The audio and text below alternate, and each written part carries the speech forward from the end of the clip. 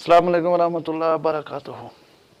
मैं मुमताज़ तारिक अज दी वक्री गाल दे नाल हाजिर हाँ। जिन्हें दोस्तें चैनल को सब्सक्राइब करके दे उन्हें मशकूर हाँ, जिन्हें हाले तक सब्सक्राइब नहीं किया उन्हें रिक्वेस्ट है कि मेरे चैनल को सब्सक्राइब करके ना।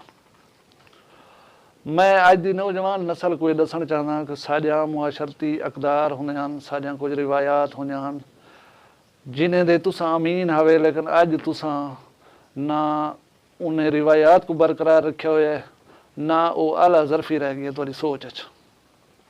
40 साल तकरीबन पहले की गाल उसी दू हमसाए बैठे हैं, एकड़ 2.5 बीघे उत्ते घर हा।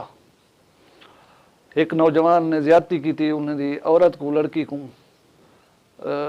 बहला फुसला ते फरार कर गया, अपने नाल घिन गया, यानी कट गया छूअर को।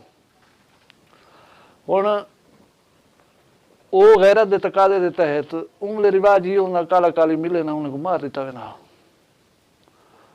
8 साल गुले ने रह गए, 8 साल उन बंदे को वो नहीं लदा। 8 साल ने बाद जवान को ख्याल है बोले वजा बिरा में को अब्बे को मिल आवा। तो तुसा अंदाजा कर सकते हो कि 8 साल बाद जी जहाज उत्ते वजो उनके नए नक्श तब्दील होना भला हो गई अंधारी रात, क्योंकि वह हाथ चोर शुदा वो वजना रात का भला रात ही अंधारी।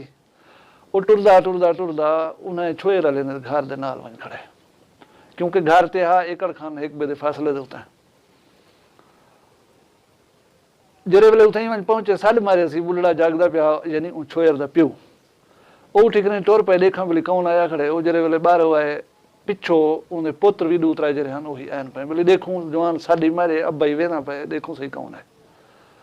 वहाँ के जी बाबा वो जले कोल हो गए उन डिठे तो वो जवान है मेरी धी को लाई बते। वहाँ के जी सही हुआ कि मैं यार अपने घर वजना है। यही दौरान नौजवान पुज गए वो जज्बाती थी उन पे गन बुढ़ड़े आके खबरदार इनको हाथ नहीं लावना, ये भोल कर ही रात दी तारीखी आया खड़े भोलते सारे घर आ गए। असा इनको 8 साल गोलिया हा इनको भला गुले सूं ये हथें औसी इंशाल्लाह आज ये भोलते आया खड़े। वही बाबा तू वन तेरा वो घर वो ही वो अपने घर टोर पर घर जो गए उन भी गाल नहीं पूछी। वो वन करी प्यू बिरावे दे पेरे दे ढाए पे हुए कि जीवे थी वे मेरी ठाई करवाओ इन्हें नाल। उन्हें सवेरे सवेरे वक्ती त्रेमती भेजे ना अपने सारे बाल भेजे ने छोटे मेर दी सूरत तुसा वनो इन्हें को ठाई करो। वो जले उसा पहुंचन वो बुजुर्ग आखे बाबा फिलाने बंदे को वन आखो वो सन्नारान अलावे ही गाल को टुरैन हुआ कुछ उन्हें त्रेमती सारे को बोछण पवाए ने वाला घर भेजना। वो बंदा जेरे दा आख्या ने आया बैठा मामला तय थी वन पे गए ठीक है बेला करता है। वो बंदा जरा ज्यादती की थी वाला उन्हें दा ज़र्फ लेक कर रहे थे, सोचे कि मैं ज्यादती की थी ना और ज्यादती दा मैं को इजाला करना चाहिए।